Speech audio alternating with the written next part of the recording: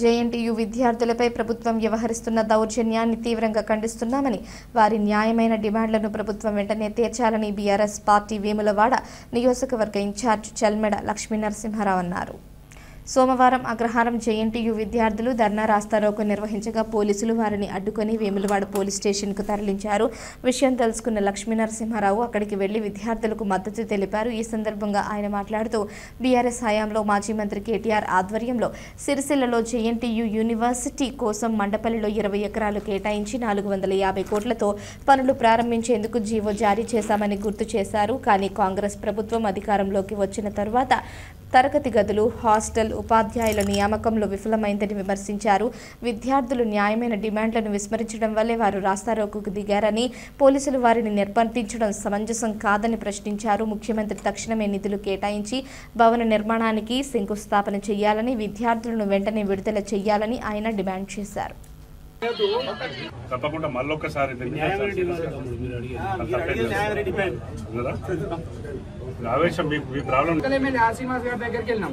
Sir ఏమన్నా తాళాలు తీపించారు. తాళాలు తీపించిగా ఇప్పుడు మనం అయితే టెంపరీ సొల్యూషన్ దొరికిందని కాలేజీకి వెళ్తే మేము తాళాలు తీసినాము కానీ మీ క్లాస్ రూమ్స్ ఇస్తామని అయితే చెప్పలేదుగా. మీ క్లాస్ రూమ్స్ ఇవ్వ మేమే యూజ్ చేసుకుంటామని అన్నారు. సరే అనుకున్నాం. కేటీఆర్ సార్కి వాట్సాప్లో మెసేజ్ చేసినాం. మెయిల్ పెడితే మెయిల్ చూసుకోలేదు సారు. వాట్సాప్లో మెసేజ్ చేసినాం. సార్ కొంచెం పీజీతో మాట్లాడతా అని చెప్పారు. సార్ ఒకరు మాకు హామీ ఇచ్చారు. సార్ నుంచి కూడా జేఎన్టీయూ విద్యార్థులను వారు న్యాయపరమైన డిమాండ్లు కోరినప్పుడు తగిన అధికారుల దగ్గర పోయి ఎన్ని రిప్రజెంటేషన్ కాని పక్షంలో రస్తా రోకో చేస్తే అతి దారుణంగా వారి గల్లలు బట్టి తీసుకురావడం జరిగింది.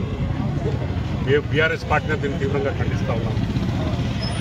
గత 5 సంవత్సరాల కింద అప్పుడున్న బీఆర్ఎస్ గవర్నమెంట్ గౌరవ కేటీఆర్ గారు సిరిసిల్లలో జేఎన్టీ ఉండాలి అని మండపల్లి దగ్గర 20 ఎకరాల జాగా కేటాయించి సుమారుగా 450 కోట్ల రూపాయల జీవో విడుదల చేసి పనులు ప్రారంభించే ప్రక్రియలో గవర్నమెంట్ మారిన మేము బాధాకర విషయం.